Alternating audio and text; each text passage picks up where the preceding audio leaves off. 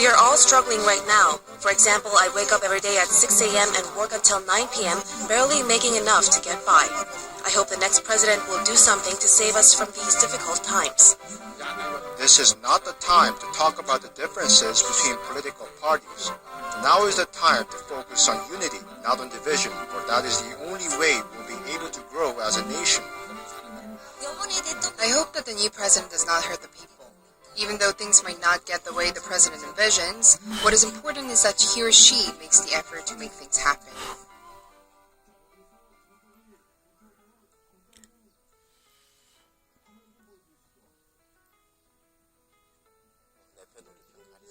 My wish is that the leader has a big heart and does not take sides so that everyone can live happily.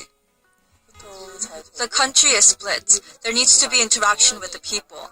I would like a president who can do that while solving the North's nuclear problem. Since the economy isn't doing so well, I hope a lot of efforts are made for young and unemployed people. I'm hoping that the entire political system is reformed in a transparent way where politics will exist for the people. I long for a country that's fair to even those without power. I long for a country where power is not centralized, a country where powerless people can also live happily.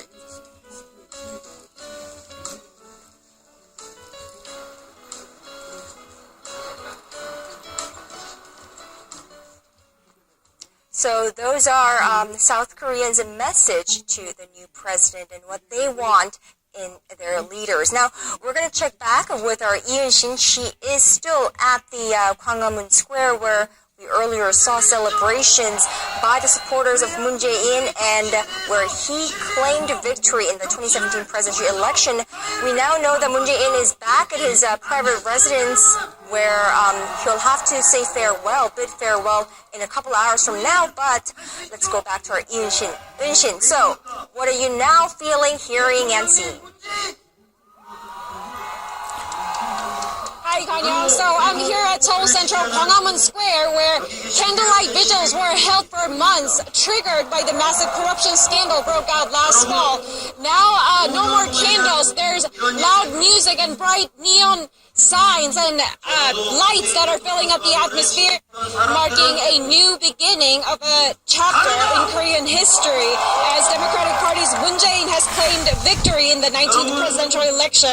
And he chose here, Seoul's Central Gwanghwamun Square, to celebrate his big win. Thousands of his supporters have also poured out to the streets celebrating the occasion. As you can hear, they're chanting his name in harmony. The exit poll earlier showed that it forecast his victory, but now that the actual vote totals are reflecting that too, a massive celebration is happening here among those who cast their ballots for him. And it looks like the festive mood is going to continue for hours to come, so I'll get back to you with more updates later. Kanya? Well, thank you for that. I know it's very loud there and things are moving very quickly, but thank you for that report, Yoon-shin, or Yoon-shin at Gwanghwamun Square, where President Moon Jae-in just claimed his victory in the 2017 presidential elections here in the Republic of Korea.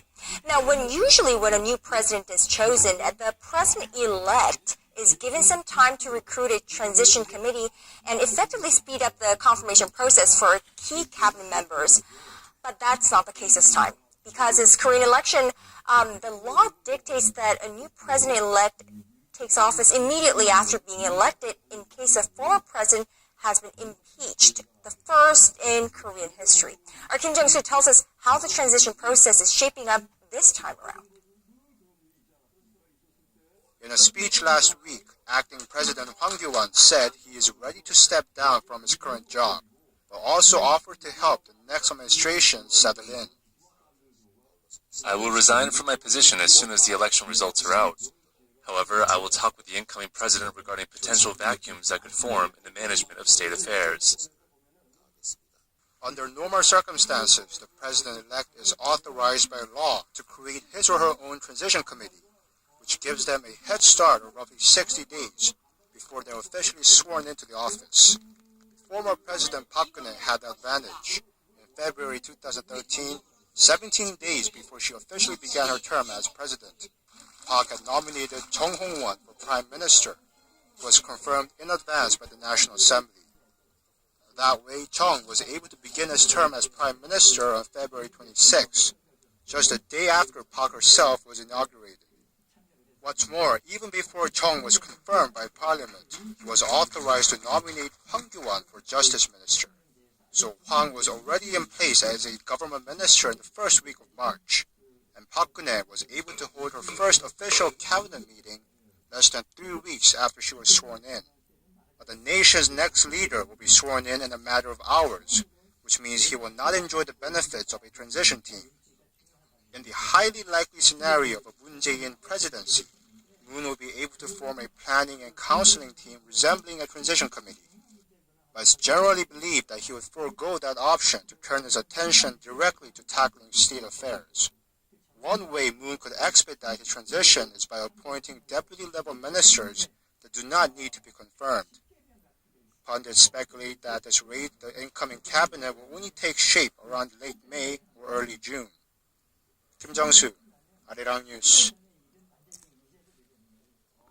So no luxury of a transition team and no luxury to be enjoyed.